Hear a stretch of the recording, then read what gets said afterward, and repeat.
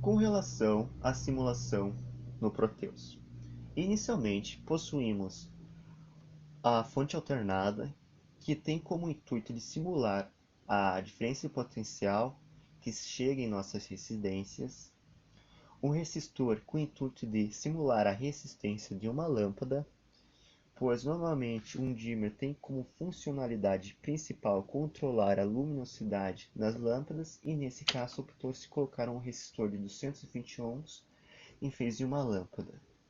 E aqui possuímos o nosso circuito de disparo. O circuito de disparo possui, nesse caso, dois resistores, R2 de 220 ohms e R3 de 8 kΩ, que irão controlar a potência do circuito, pois dependendo da potência do circuito do dimmer, ele não será capaz de controlar a corrente nem a tensão de determinados componentes. Por exemplo, um motor que exige maiores potências não poderá ser controlado por um dimmer com altas resistências, em especial no R3. Nesse caso, esse dimmer deve ter uma potência obviamente especificada que atenda às condições desse motor. Feito esse adendo, temos, além disso, um potenciômetro que irá ser responsável pela regulagem da resistência.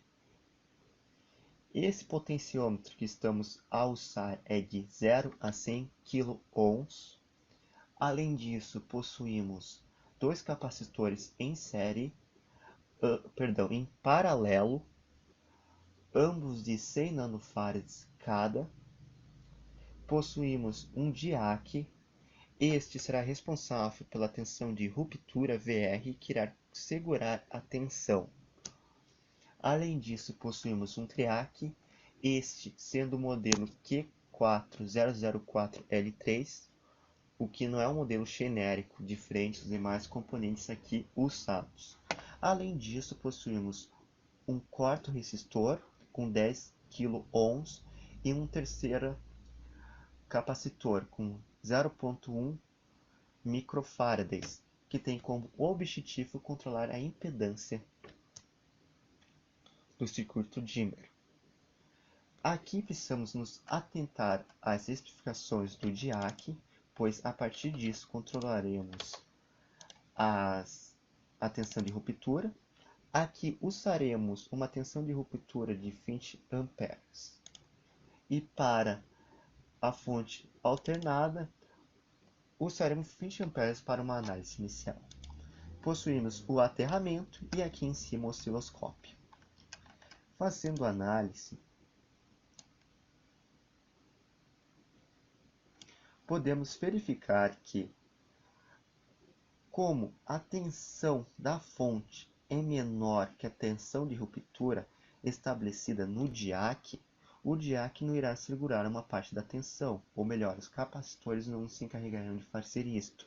Logo, irá circular todos os 20 volts ao longo desse circuito.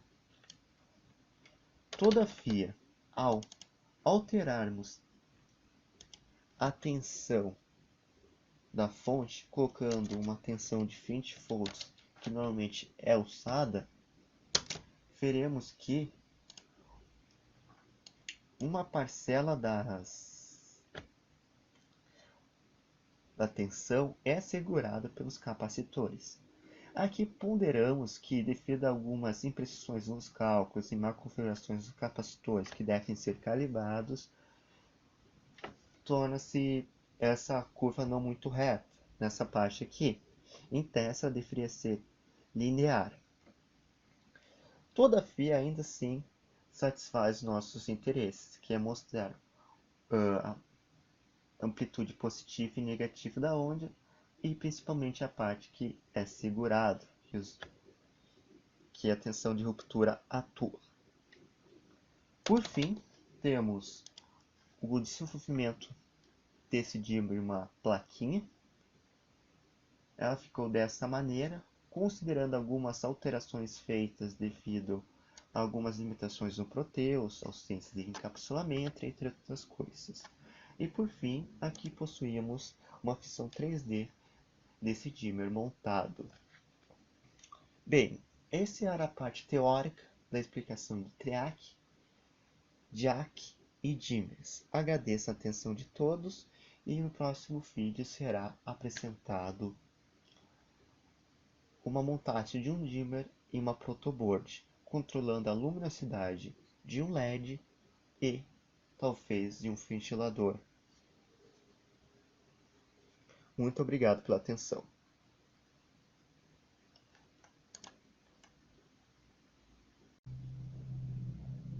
Com relação à simulação no Proteus.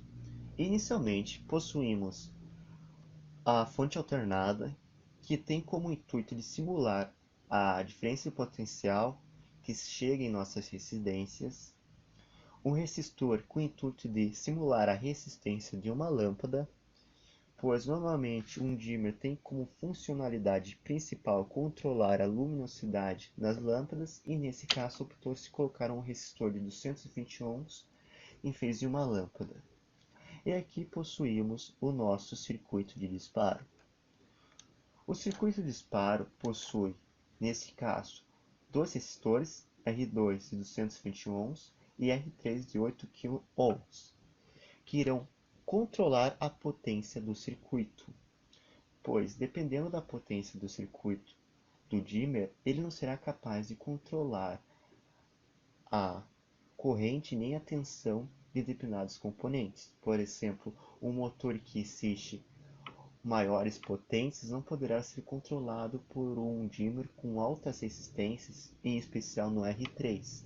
Nesse caso, esse dimmer deve ter